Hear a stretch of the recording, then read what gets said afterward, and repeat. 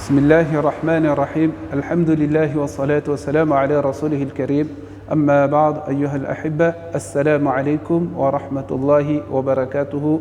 أنا رور ماما، أنا رور بابا، أنا رور زوكي، أنا رور مزاتلتي تيتلت كجابي كزادياتيكا تكمزاتلتي تكميابوني إن شاء الله. راساتك كوا فيديوتي أنغاهو الجابي أهي إن شاء الله. Yanti sujet yanti atkavi vula kabaru vadian kabaru fotu fanzava as-safar. Fanzava as-safar yu fanzava fainroini Islam. Holmelum vulanga antskato tskavula fanzava nkar. Amba angati fanzava yu holtsmet manambad. Yu turo ratsmeteto an fanzava nkar. Ho atsika.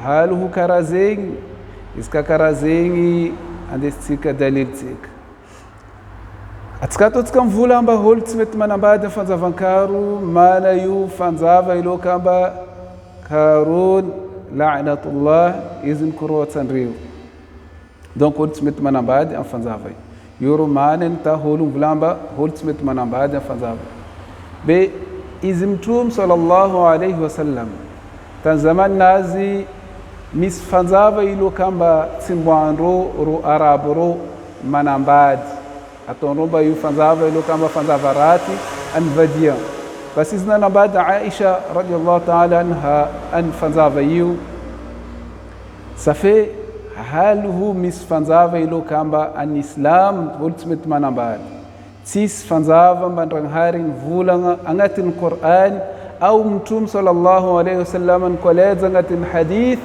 amba holtmeti manambada fanzava yu donc fanzava jab hol manambada karaton zuva sisi zuva ilo kamba fad holt manambada zuva yu fad hol manambada zuva yu sisi zuva mvula indanga hari au izumtum sallallahu alayhi wasallam nvula au te kazam trompe foz kazana hita norumba zan trompe basandes na ro hadith nimtum sallallahu alayhi wasallam nvula amba zuva kada hol fadmana bad au fanzava kada hol fadmana bad andes naro annay insha Allah ta hol jabi ahay hol jabi ahita kwa kila hol mahay angatan Qur'ani ambanda harin vula raze au izumtum sallallahu alayhi wasallam inkoleza tika karaze bas andes tika hadith nimtum sallallahu alayhi wasallam au ayan Qur'an vulamba fad fanzava ru angatin fanzava rekti fad hol manambad safe kwa kila holu milanambadi fanzavati